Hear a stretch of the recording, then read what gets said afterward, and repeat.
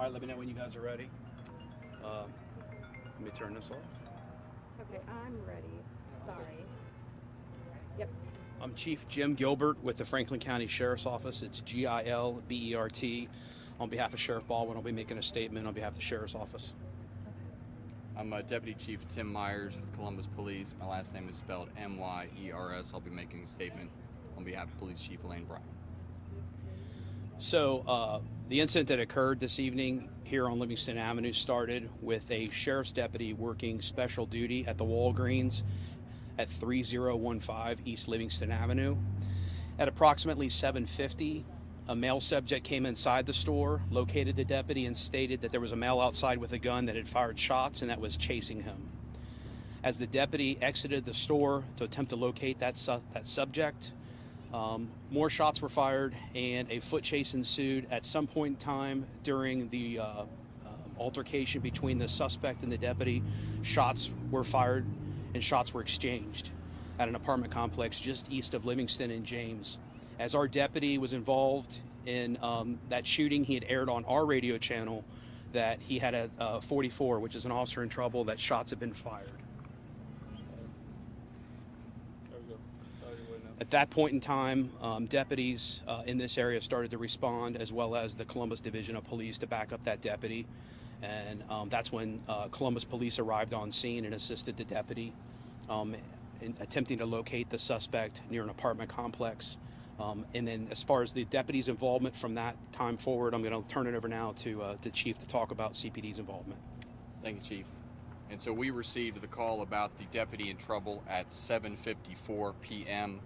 We responded to that officer in trouble call, and at that time we knew that a sheriff's deputy was under fire from a suspect. Upon arrival, our officers were notified that the suspect went into a nearby apartment building. The officers began clearing that building, at which time they encountered the suspect. A short time later, at 8:03 p.m., multiple officers fired shots. The suspect was struck.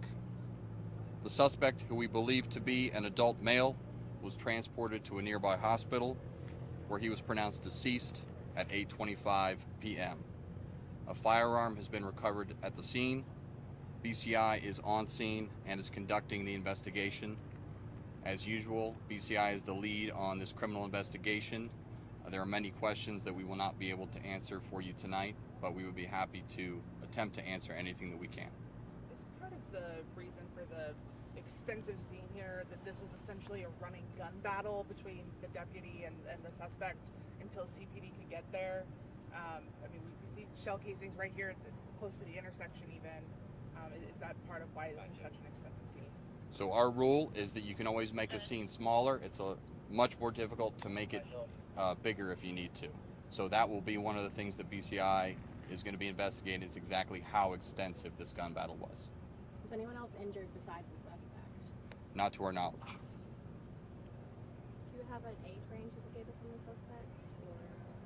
I do not. I can find that out for you. So this started at the Walgreens and went into the apartment complex? Outside the Walgreens? The deputy was working special duty at the Walgreens. He operates a marked cruiser. That cruiser was parked at the Walgreens, which led the individual that to run into the store to advise the deputy that was working special duty that somebody was outside with a gun that was shooting, and that that person was in fear for his safety, which brought the deputy outside to investigate that matter. How long will this road still be closed for? Can people go back to their houses? I would anticipate this scene is going to be closed for several more hours as BCI does their investigation.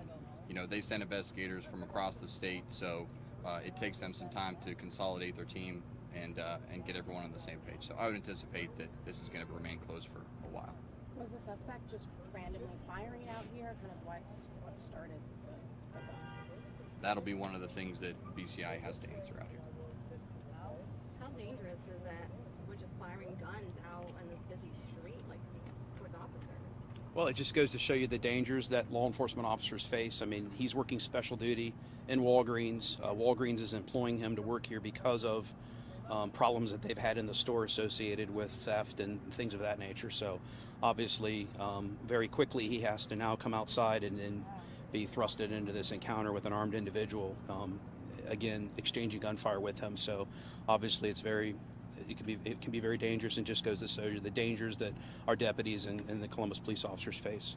Do you know if the deputy was wearing a body cam at the time? Obviously, special duty they may not be, but do you know if he was or not? I can confirm that he has a body camera, and that will be a part of the investigation, what BCI is going to look at. This is the second officer involved shooting in days. How does that feel, as police officers or as your officers going out on duty? It's incredibly concerning.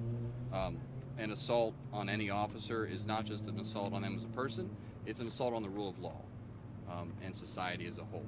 And so anytime that happens, it's concerning, but twice in as many days, that's unacceptable. Thank you. Appreciate it. Thank you. Hey, Marie.